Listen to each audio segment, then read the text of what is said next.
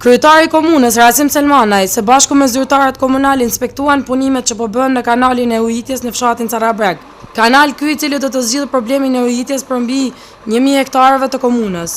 Gjatësia këtij kanalit që do të implementohet këtë fazë është 2300 metra, ndërsa mjetet një pjesë nga ministria, ndërsa pjesa tjetër nga komuna. Përmes këtij kanalit të ujitjes, tash së shpejti do të fillojmë me asfaltimin e rrugës Luke e për Luke Ullë dhe paralel me këtë do të ndërtohet edhe kanali i ujitjes. Ne e kemi hartuar projektin në tërësi. Një investim i tillë është i rëndësishëm për të gjithë banorët e këtushëm, pasi që do t'ju ndihmojë të gjithë bujqve, tha Musa Mushkollaj. Rëndësia e tij shkon në 3 drejtime. Së pari është qëllimi i parë është ujitja e sipërfaqeve bujqësore, ku me anë këtij kanali do të mundësohet ujitja e rreth 1000 hektarëve tokë bujqësore.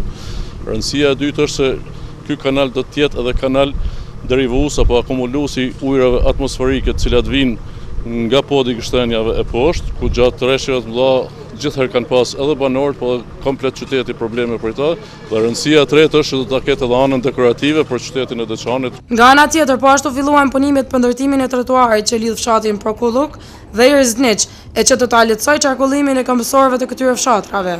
Në kuadër këtij projekti do të ndërtohet edhe do të rregullohet edhe sheshi aty në qendër të fshatit. Edhe problemet që mund ndodhin gjatë implementimit do t'i zgjidhim për faktin se është projekt me interes për qytetarë dhe unë besoj që do të implementohet në kohë.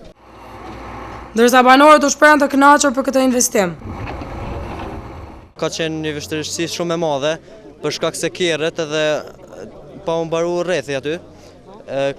Tepër ka pas qarkullim të automjeteve shumë shpeshta. Sidomos tash janë bërë shumë makina edhe pak pa kontroll po i grajnë e për në zonë se është shumë projekt i qelluar. Drejtori i urbanizmit tha se do të punohet intensivisht, që sa më shpejt të mund të fillojnë qarkullimin të gjithë kalimtarët. Gjatësia e trotuarit është 1800 metra. Përpos trotuarit ne kemi për me rregulluar një shesh në qendër të fshatit Irzniç. Vlera investive këtij projekti është diku te 80 mijë. Ky projekt realizohet nga komuna e Deçanit.